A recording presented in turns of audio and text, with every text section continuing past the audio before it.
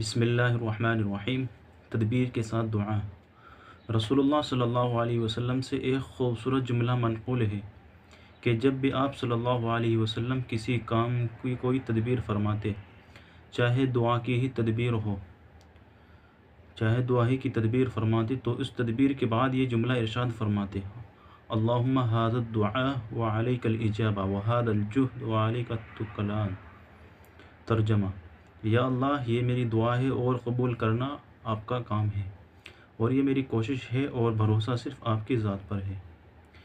پہلے مسلمان طبیبوں اور ڈاکٹروں کا یہ طریقہ تھا کہ جب وہ کسی مریض کا نسخہ لکھتے تو سب سے پہلے نسخے کے اوپر ھو الشافی لکھا کرتے تھے، یعنی شفا دینے والا اللہ تعالیٰ ہے۔ یہ ھو الشافی لکھنا ایک اسلامی طریقہ کار تھا۔ اس زمانے میں مسلمانوں کے ہر قول اور عمل میں اسلامی ذہنیت اور اسلامی تعلیمات کی جھلک محسوس ہوتی تھی۔ یہ اس بات کا اعلان ہوتا تھا کہ میں اس بیمار کا نسخہ تو لکھ رہا ہوں، لیکن یہ نسخہ اس وقت تک کارآمد نہیں ہوگا، اس وقت تک کام نہیں آئے گا جب تک وہ شفا دینے والا شفا نہیں دے گا۔ اور جب وہ شافی کا اعتبار کر کے نسخہ لکھا جاتا تو اس نسخے کا لکھنا بھی اللہ تعالیٰ کی عبادت اور بندگی کا ایک حصہ بن جاتا تھا۔ مغربی تہذیب کی لعنت کا اثر۔ لیکن جب سے ہمارے اور اوپر مغربی تہذیب کی لعنت مسلط ہوئی ہے، اس وقت سے اس نے ہمارے اسلامی شعائر کو ملیا میٹ کر ڈالا۔ چنانچہ آج کل کے ڈاکٹروں کو نسخہ لکھتے وقت نہ بسم اللہ لکھنے کی ضرورت ہے اور نہ ھو الشافی لکھنے کی ضرورت ہے، بس مریض کا معائنہ کیا اور نسخہ لکھنا شروع کر دیا۔ ان کو اللہ تبارک و تعالیٰ کی طرف رجوع کرنے کی کوئی ضرورت نہیں ہوتی۔ حضرات صحابہ کرام رضوان اللہ علیہم اجمعین کے دلوں میں یہ عقیدہ جمع ہوا تھا کہ جو کچھ اس کائنات میں ہو رہا ہے وہ اللہ جل شانہ کی مشیت سے ہو رہا ہے، ان کی مشیت کے بغیر کوئی ذرہ حرکت نہیں کر سکتا۔ یہ عقیدہ ان کے دلوں میں اس طرح پیوست یعنی بند ہو چکا تھا، جم چکا تھا کہ اس کے بعد یہ تمام اسباب بے حقیقت نظر آ رہے تھے۔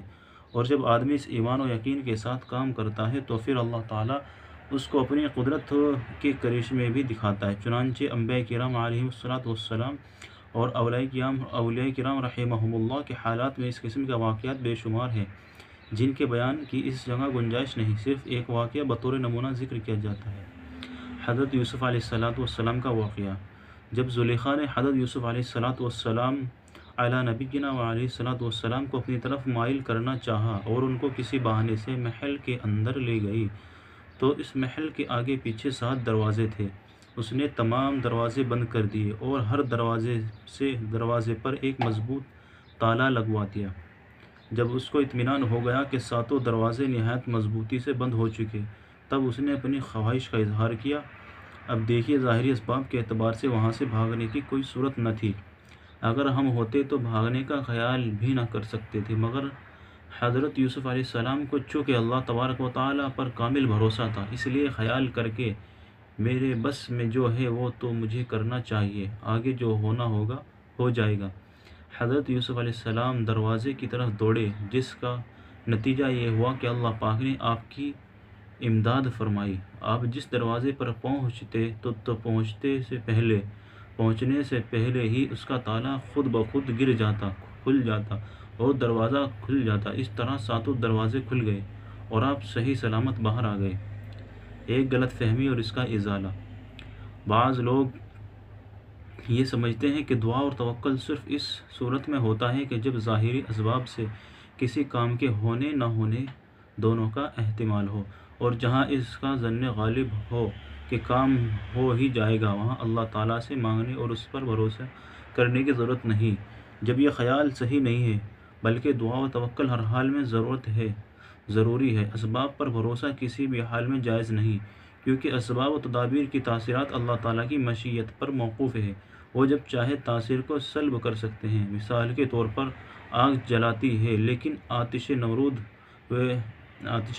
حضرت ابراہیم علیہ السلام کو نہیں جلا سکی۔ چھری کاٹتی ہے، مگر حضرت اسماعیل علیہ السلام کی گردن کو کاٹنے سے عاجز رہ گئی۔ اسی طرح پانی ڈباتا ہے، لیکن اگر اللہ تعالیٰ نہ چاہے تو کچھ نہیں کر سکتا۔ صدق اللہ۔